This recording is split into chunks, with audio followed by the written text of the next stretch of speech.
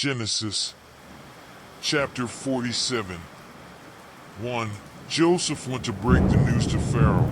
My father and my brothers have come from Canaan with their sheep, their oxen, and all that belongs to them, and they are now in Goshen.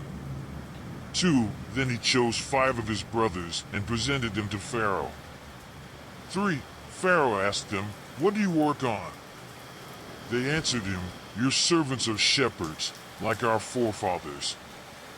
4. They said to him, "We have come to dwell here for a while, for famine is severe in Canaan, and the flocks of your servants have no pasture. Now, please allow your servants to settle in Goshen." 5. Then Pharaoh said to Joseph, "Your father and your brothers have come to you." 6. And the land of Egypt is at his disposal. Let your father and brothers dwell in the best part of the earth. Let them live in Goshen. And if you see that some of them are competent, put them in charge of my flock. 7. Then Joseph took his father Jacob to Pharaoh and introduced him to him. Then Jacob blessed Pharaoh. 8. And he asked him, "How old are you?" 9. Jacob replied to Pharaoh, "It is 130 years of my pilgrimage." They were few and difficult, and do not reach the years of the pilgrimage of my ancestors. 10. So Jacob blessed Pharaoh and withdrew.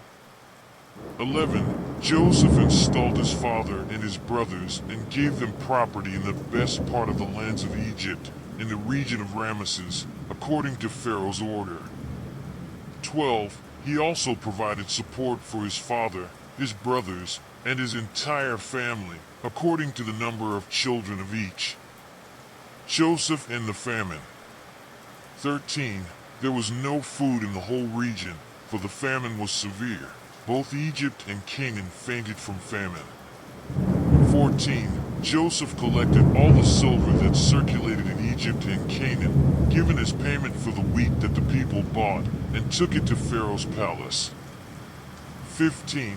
When all the silver of Egypt and Canaan was exhausted, all the Egyptians went to plead with Joseph, "Give us food. Don't let us die just because our silver is gone." 16. And Joseph said to them, "Then bring your flocks, and in return I will give you wheat, since your silver is gone."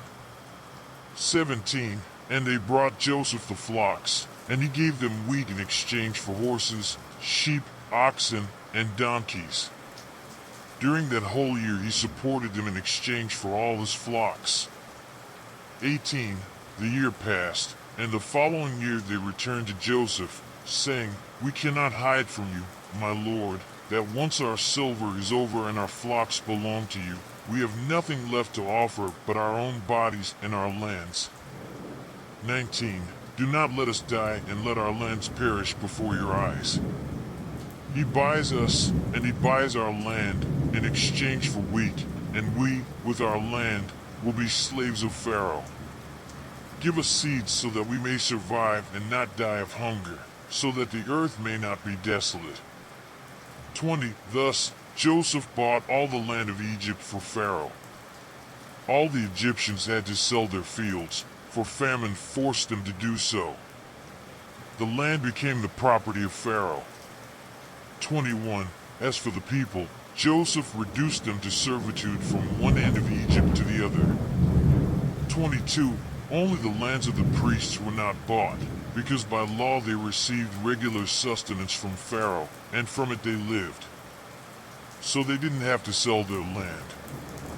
23. Then Joseph said to the people, "Listen, today I bought you and your land for Pharaoh. Here are the seeds for them to cultivate the land."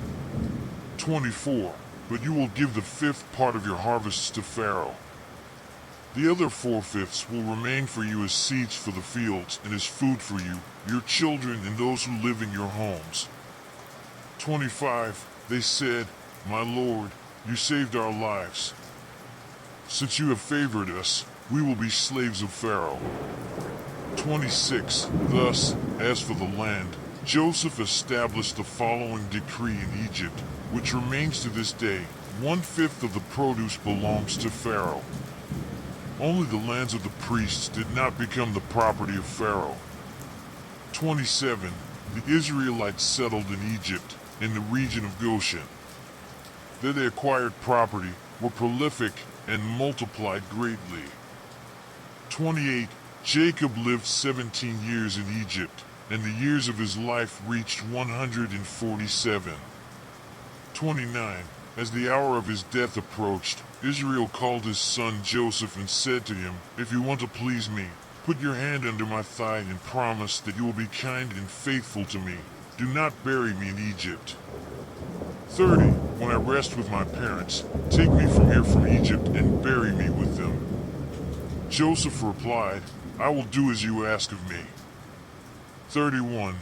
But Jacob insisted, "Swear to me." And Joseph swore to him, and Israel bowed leaning on his staff.